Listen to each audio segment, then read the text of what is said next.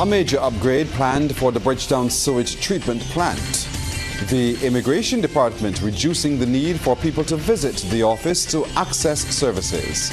There was an evacuation of the Lloyd Erskine Sandiford Centre today. And in sports, the Windies complete a series sweep against the UAE. Broadcasting from our studios in the Pine St. Michael, this is CBC NewsNight, starting now.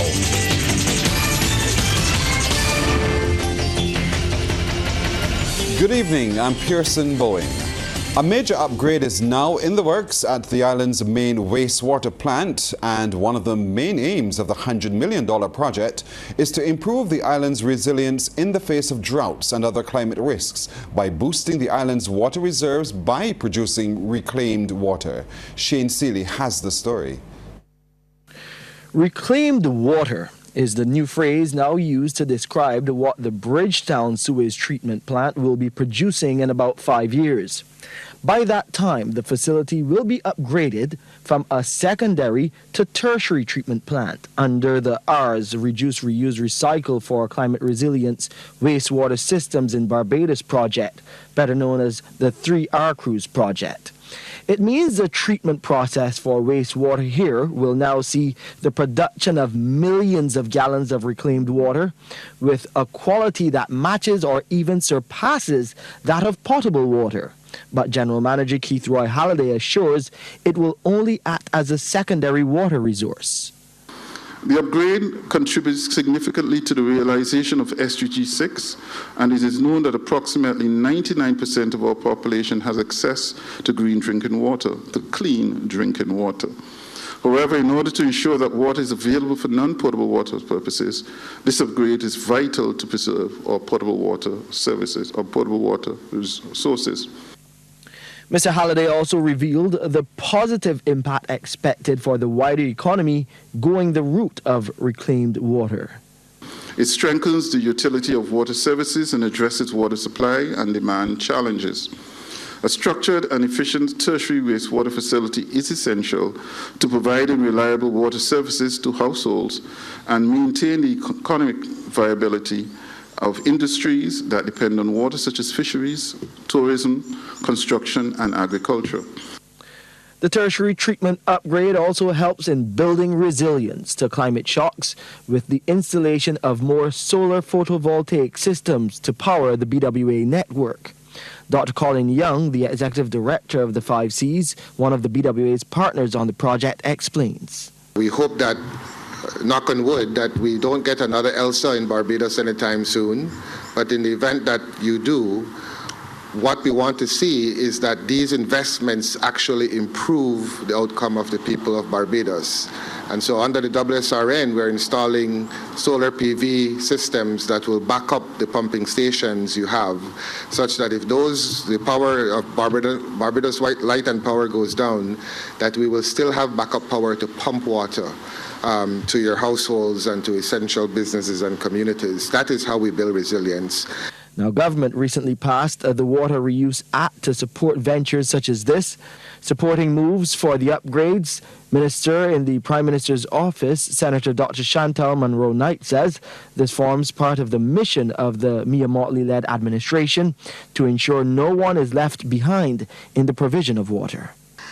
And that Water Reuse Act will set the framework for us to be able to very strategically treat the issue, one, as a public health issue, which is extremely important, public health issue, but also provide a framework where we can say to the society, say to businesses, that in the context of non-potable water, that it can have and play a strategic use in terms of meeting our critical water resource scarcity. The upgrades are slated to be complete by the end of 2028. Shane Seeley, CBC News. So how will this reclaimed water be used if not for drinking? BWA project manager Shelley Paris reveals the other side of the upgrades, which will see farmers benefiting from this new resource.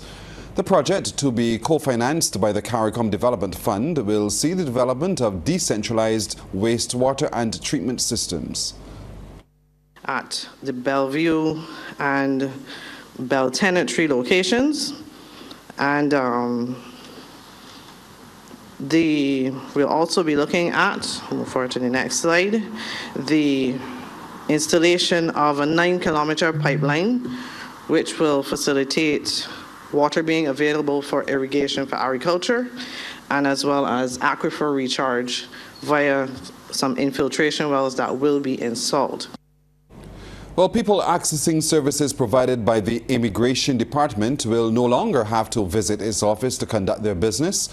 That's because of a memorandum of understanding signed today between the department and the Barbados Postal Service. Trevor Thorpe reports. The MOU was signed by Acting Postmaster General Joanne Busby and the Chief Immigration Officer Margaret Innes in the presence of Home Affairs Minister Wilfred Abrams. He says it allows the Immigration Department to provide a no-contact proficient service, which is important given the limited space available at its office. He said no one should have to visit the department unless they want to, or if it is critical to the service they seek. Unless the process is one that critically requires the presence of the person in front of the immigration officer, that person should not have to come here. The Immigration Department is also working to get all of their payments online in the shortest possible order. So very quickly, you're going to see pretty much as possible a no-contact provision of efficient services, from the application process to the payment to the receipt by the person with documents. We want it to be as quick as possible, right? As comfortable as possible and as efficient as possible. Ms. Busby said the signing culminates a process that started 3 years ago and is already paying off for the Postal Service. I'd like to state that over the calendar year, January to December 2022, delivery of passports on behalf of the Immigration Department accounted for 60% of all Post Express courier deliveries. And indeed, if we compare the first quarter for 2022 and 2023, that is January to March, respectively, it actually shows a 400% increase in deliveries to customers this year. So we thank you very much, Immigration Department, for all of this wonderful business we're getting. And Ms. Innes told the audience it was a carefully orchestrated plan between the two departments. She said more initiatives are in the works to further develop the services from the Immigration Department. We're now looking to expand for some of the other services we offer: citizenship, work permits, immigrant status, permanent residence, special entry permit, endorsement of your passport for any other thing, and the list goes on. But basically every service that we offer where you have to come back and collect a document, we are now in partnership with the Barbados Postal Service so that that can be delivered to you. The courier service is offered by the Postal Service is open to everyone. Trevor Thorpe, CBC News. The 19th edition of the National Seniors Games starts tomorrow. The theme is Live Well, Live Long. The organizers have for years stressed that the event is not just about sports. Joining us now to talk more about it is coordinator of the National Seniors Games, Michael Jules. Mr. Jules, good evening to you.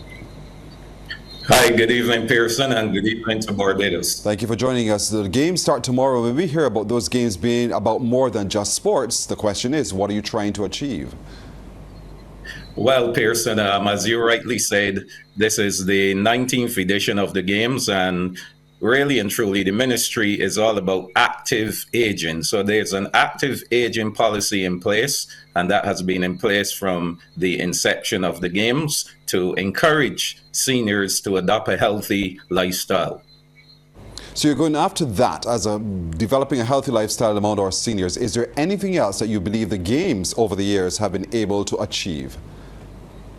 Yes, I would say that over the years we have found as more and more persons reach age 40 and they show an interest in the games, we have found that we've been able to stave off, reduce, and manage the increased incidence of non-communicable diseases. And in case you didn't know, in 2022, there was a study conducted which shows that Barbados ranks number 2 in the world with the most centenarians. And I would say that the Caribbean is doing very well in that regard. Guadeloupe ranks number 1 in the world, Barbados number 2, and Martinique ranked number 3. So that's something that the Ministry of People Empowerment and Elder Affairs is all about, ensuring that we stay in that position, not only as far as centenarians are concerned, but indeed that more and more persons over age 40 maintain a healthy lifestyle. Now the games start tomorrow. Very briefly, could you tell us what we can expect tomorrow? Time, place, what? Sure. So tomorrow, chess begins, and that starts at 3:30 p.m. at the Coles Building. So that will be the first event out of the 13 disciplines which we have. So from tomorrow right through every evening, there will be activities taking place across all the different sporting disciplines. We want to encourage all Barbadians to come out and support all of these different disciplines taking place. And of course, on the 24th and the 25th will be the finale. That will be at the Usain Bolt Sports Complex, and where we expect everyone, as much persons as possible that can hold in that facility, to be there to give their support to our senior athletes. Clearly more to listen for. Thank you so much for joining us this evening, Michael Jules, National Coordinator of the National Seniors Games. Thank you. Coming up, tourism officials announce additional flights to Barbados over the summer and winter periods.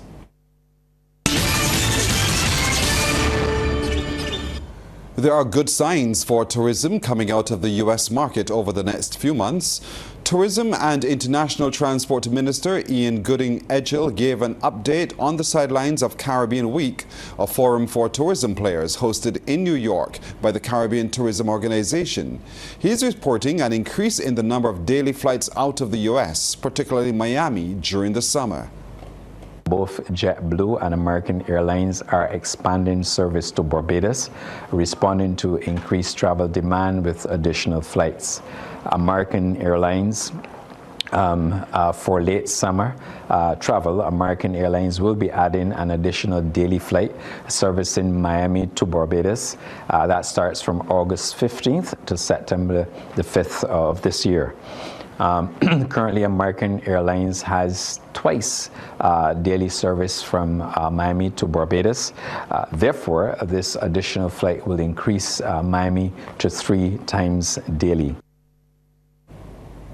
The tourism minister is also confirming daily American Airlines flights coming out of Charlotte, North Carolina, resuming December the 21st. This is a significant improvement from the current weekly service and is expected to continue up to April next year, with some minor adjustments to the schedule in 2024. He also gave details on service regarding other carriers. Starting November 1 of this year, JetBlue will introduce a second weekly flight from Boston's Logan International Airport. This new flight option will run on Wednesdays, offering the first midweek service, and joins the existing Saturday service from Boston.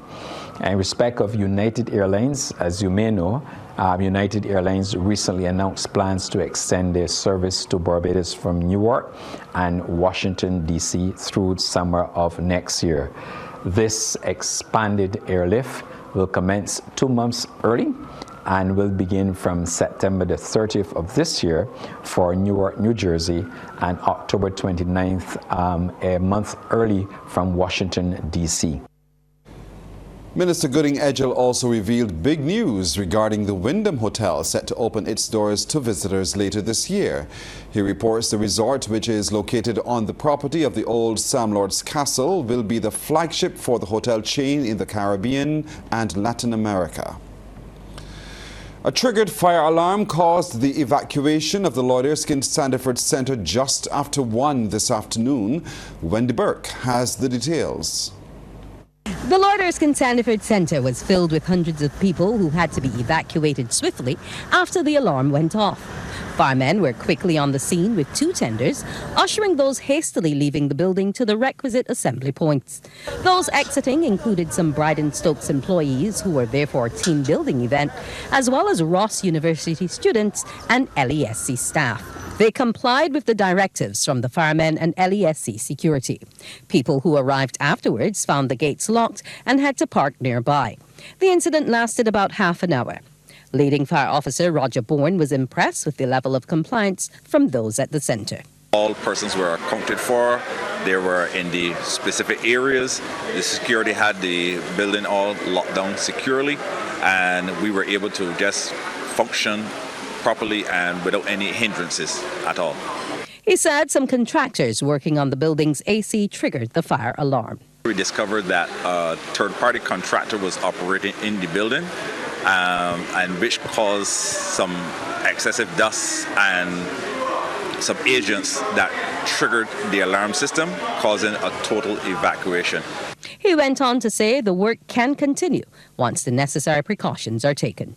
A fire alarm system can be triggered from steam, from smoke, from dust, or from various types of freon agents. So because they were working on the air condition at that point in time, is a combination of 2 things that caused the alarm to trigger. However, I guess they would make sure that they're safe when doing this, and that make sure that that particular area is isolated so that the alarm system does not trigger to make this whole disruption of the whole situation. Wendy Burke, CBC News. The National Insurance Scheme has cleared the air about allegations made on a call-in program regarding non-payment of workers. Director Kim Tudor, in a statement to the media, says all staff are being paid in a timely manner, but the issue is with allowances, and these will be given before month end. All of its officers, both appointed and temporary, are being paid on a monthly basis. We are aware that there are some officers who have not received their acting allowances. Obviously, this is a situation that we don't want to continue, and it certainly does not meet the high standards that we have set for ourselves. So we at National Insurance have been working with the Ministry of the Public Service as well as the Ministry of Finance to resolve this situation as soon as possible. And based on the work that we have already done, we anticipate that all the officers will be paid within the next week and a half. So I would say that by June 20th, all of the officers would have received their acting allowances. A Venezuelan education institution is interested in providing training for Barbadian nurses. Head of Mission Charge d'Affaires to the Embassy of Venezuela, Commander Aquinas Clark, says the proposal by the University of Health in Venezuela is still in the embryonic stages. He provided further insight on the morning report. In Venezuela, nursing is like in Barbados, is a specialty, but they're not general practitioners. So nurses in Venezuela find themselves specializing in many different areas across the medical categories. So this provides an opportunity for our nurses who are very well trained to further hone their skills in many different areas. The details need to be fleshed out between Barbados and Venezuela, but it's active, and therefore I am excited for the opportunity for our nurses to be able to embark on this training so that we could improve the quality of health care that we give to Barbadians. Barbados and Venezuela have been working on a number of areas of collaboration, and many of them are yielding results. Recent discussions following a visit by the Venezuelan Vice President to Barbados focused on agriculture, energy and food security. Commander Clark will soon be presenting a proposal for a teacher exchange. The intent is to assist in the quest to make Barbadians bilingual. We've collaborated to try to put more fat to the plan. So at this point in time, my colleague from Venezuela is in Barbados arranging training for teachers through their institute there. On my part, this morning I have a meeting with the Minister of Education for universities, and then I'll follow that up with a meeting with the Minister of Education for primary schools and secondary schools. And my part is to arrange or try to organize teacher exchanges where English teachers from Venezuela would come to Barbados and teach Spanish, where Barbadian Spanish teachers would come to Venezuela and teach English. The national nutrition policy should not be viewed as an attempt by the state to control people, but rather a move to offer guidance. That's the view of child rights expert Faith Marshall-Harris. She was speaking to CBC News in response to tomorrow's planned protest against that policy and the draft child protection legislation. By the way, that's in convention too, that the state should aid with nutrition. But when a country observes that its population is probably making some poor nutritional choices, it has a duty to step in and offer advice. Now, I am hearing from all sides the reason why there's a protest is because parents know better than anybody else what to feed their children. I have to say in the common parts, excuse me, if we also know that several parents themselves are dying young because they have chosen to eat very unhealthily and have chronic non-communicable diseases like diabetes, hypertension, and high cholesterol, then it suggests to me that some of us need some guidance and some help. Ms. Marshall-Harris will more fully address the Barbados school nutrition policy and other matters later tonight on TV8 at 3 minutes after 9. Barbados and the Caribbean have heard trillions of dollars are owed to the nations in the Americas affected by slavery. The information is contained in the report on reparations for the transatlantic chattel slavery in the Americas and the Caribbean. That report, launched during a ceremony on Thursday, provides for the first time a determination of the reparations due. There's high optimism that the report on transatlantic chattel slavery will boost the Caribbean reparations case. Project initiator and former honorary president of the American Society of International Law, Judge Patrick Robinson, revealed that several heads of damages were identified, including loss of life, uncompensated labor, and mental pain in its assessment for reparations. Britain is required to pay as reparation for TCS in 14 countries the sum of $24 trillion. Of that sum, the United Kingdom is required to pay about $9.5 trillion in respect of Jamaica. Spain is required to pay about $17 trillion. The United States is required to pay the sum of about $26 trillion. This is United States dollars, in respect of its practice of TCS in the USA from 1776 to 1865. You know, I almost wanted to burst into the song made very popular by Chris de Burgh, Lady in Red. We're joined by the Lady in Red and Anne-Marie Burke. Anne-Marie, good evening. Good evening to you, Pearson. Now, Megan Best and Margot Prow are into the quarterfinals of the ladies' doubles competition at the ongoing 24th Pan American Championships in Cartagena, Colombia. This morning, they defeated the Brazilian pair of Clara Tenblat Braga and Giovanna Ambrosi 11-6, 11-9. Prow and Best will face the USA pair of Caroline Fuchs and Marina Stefanoni at 8 tonight. However, there were losses from the mixed doubles and men's doubles teams, as we hear from manager Michael Best. In the mixed doubles, Darren Benamanda here will play Guyana, and they went on the 11-8, 11-4 in the closely contested match. The boys mixed doubles, they also played Guyana, and they won the first game 11-8, and Kamabachi, after turning his ankle in that first game, was somewhat impaired in his movement and lost the next two 11-6, 11-6, and again another close match. But we are pressing on. Everybody's buoyed by the girls' performance this morning, so we're looking forward to the performance tonight and moving on to the semifinals. The 33rd Sol Rally Barbados revved off under lights just about 30 minutes ago at the Bushy Park racetrack with the Sol Super Special, having claimed the debut victory in First Citizens King of the Hill last Sunday.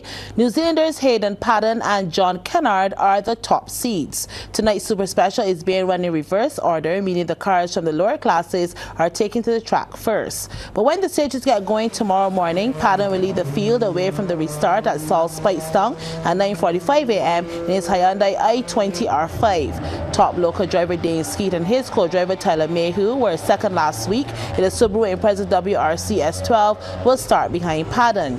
Jamaica's Jeffrey Patton and Michael Fennell Jr., four-time winners of King of the Hill and Rally Barbados 2015, are at 3 into the Skoda Fabia Rally 2 Evo.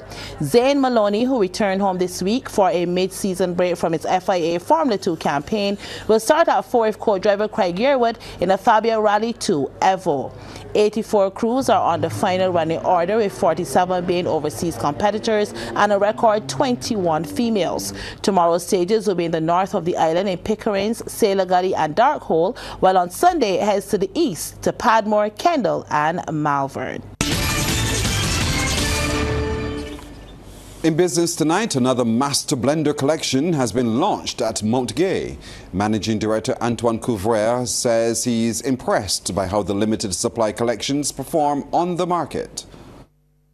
Mount Gay has officially launched its 6th master blender collection, the PX Sherry Cask Expression, created by master blender Trudy Ann Branker and crafted with some of the oldest rum stocks in Mount Gay bonds.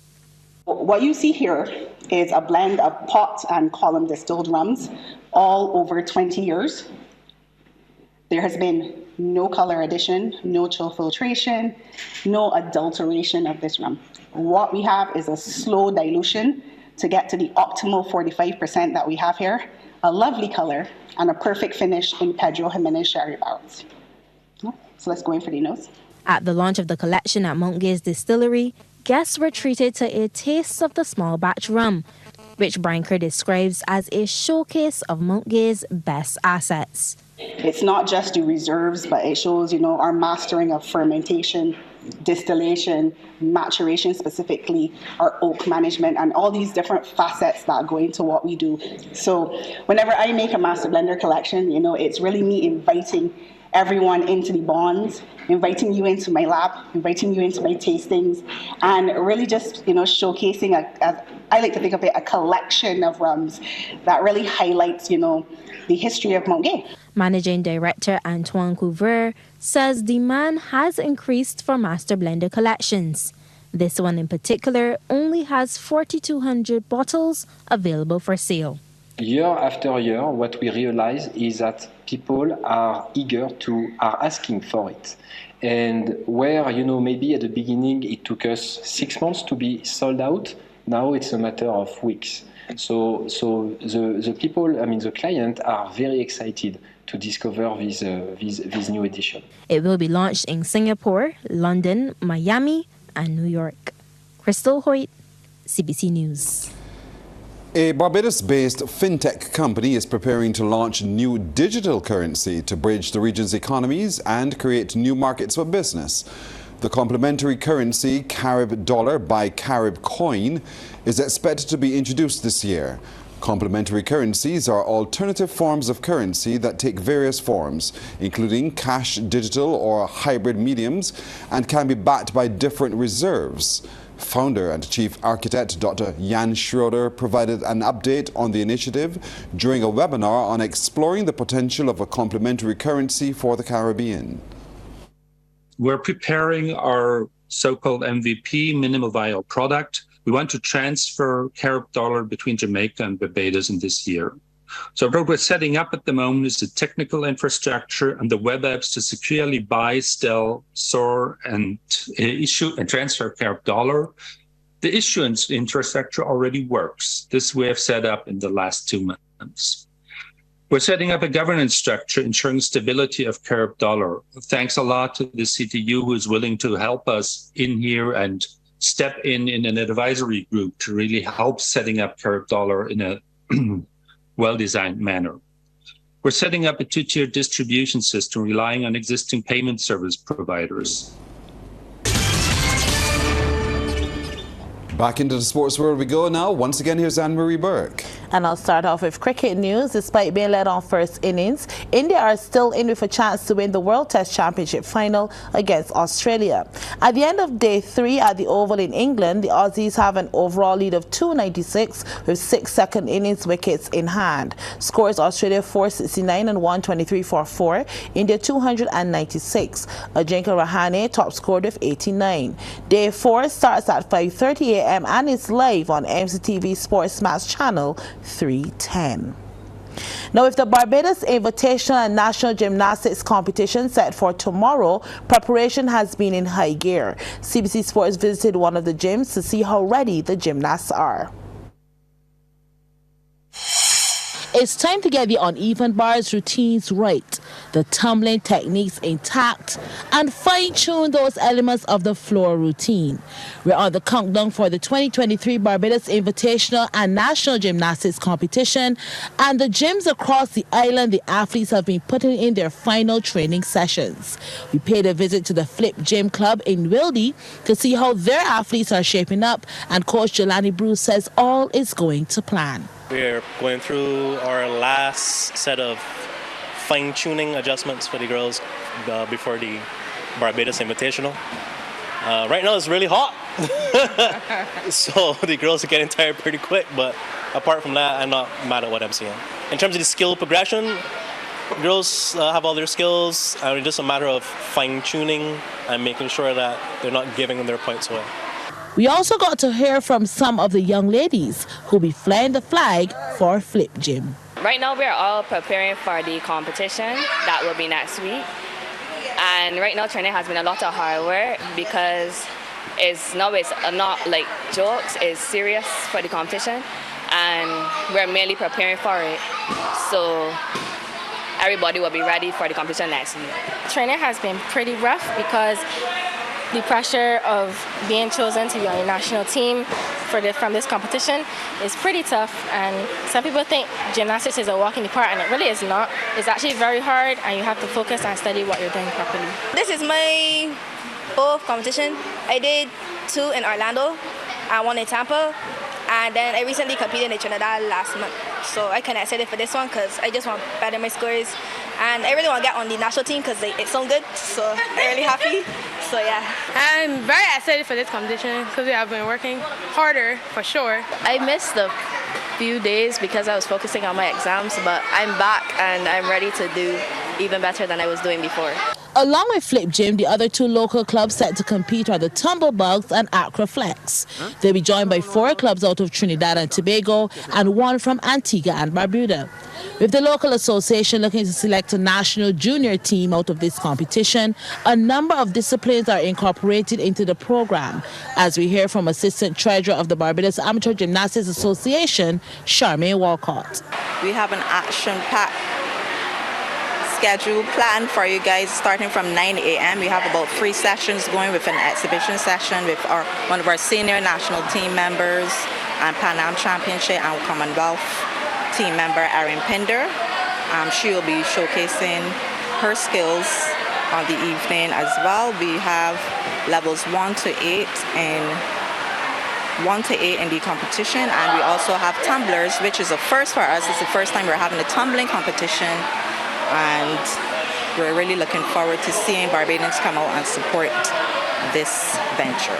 The Barbados Invitational and National Gymnastics competition is set for a 9 a.m. start on June 10th at the Wildy Gymnasium. And on that note, that's our time tonight. Thank you for spending yours with us. I'm Pearson Bowen. For the crew, to all of you, good night. Have a wonderful weekend.